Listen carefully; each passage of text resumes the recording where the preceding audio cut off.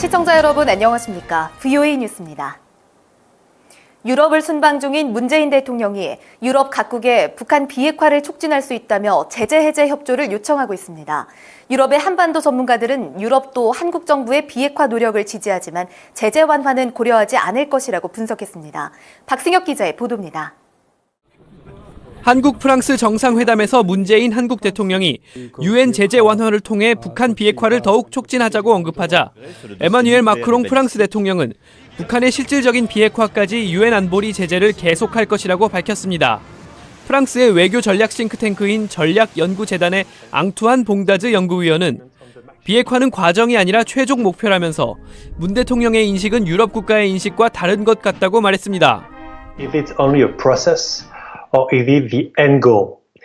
So far, the French position is unless there is CVID, there is no reason to lift any sanctions.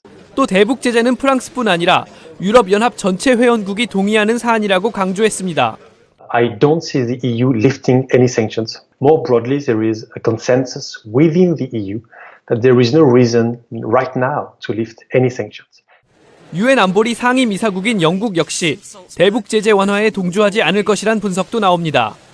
북한의 핵 문제는 도널드 트럼프 대통령이 주도하는 미국의 이슈인 만큼 유럽 국가가 굳이 미국에 반대하며 북한을 도와줄 이유가 없다는 것입니다.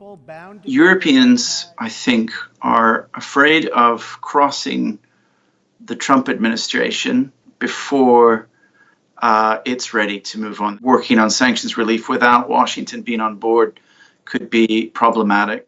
유럽의 전문가들은 지금까지 북한이 취한 조치들은 불가역적인 것이 아니라며 현 시점에서 제재 완화 논의는 시기상조라는 데 동의했습니다. VOA 뉴스 박승혁입니다.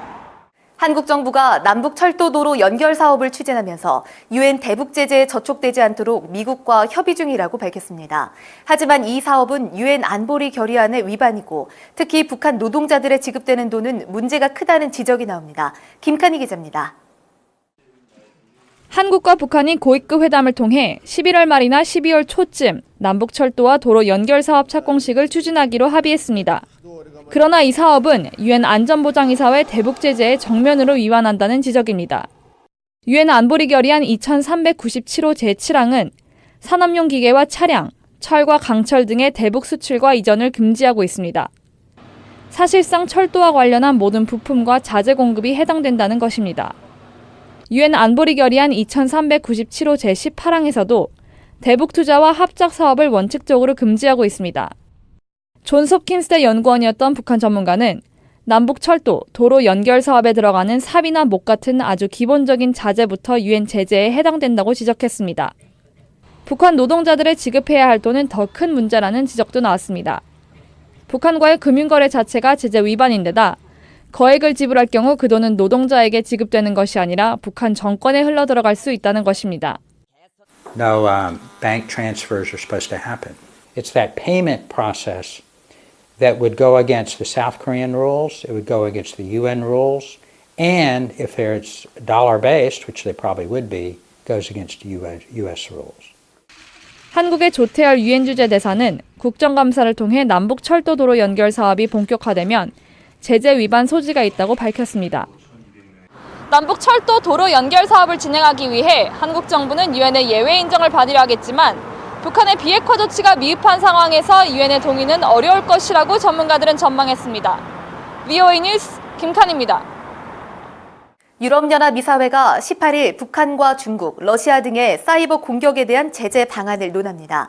유럽연합 이사회 측은 유럽을 위협하는 어떤 국가나 단체의 사이버 공격도 용납할 수 없다면서 내년 초 발효를 목표로 관련국들에 대한 경제 제재 조치를 추진한다고 밝혔습니다.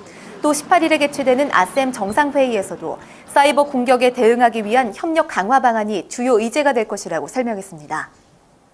북한 김정은 국무위원장 집권 이후에도 북한의 인권 상황은 전혀 개선되지 않았다는 조사 결과가 발표됐습니다. 17일 한국의 대한변호사협회는 탈북민 50명을 심층조사해 발간한 2018 북한 인권백서를 통해 북한에서는 김정은 일가 모독과 한국 드라마 유포 등의 이유로 사형을 당하는 사례가 많다면서 이같이 밝혔습니다. VOA 뉴스 마칩니다. 시청해주신 여러분 고맙습니다.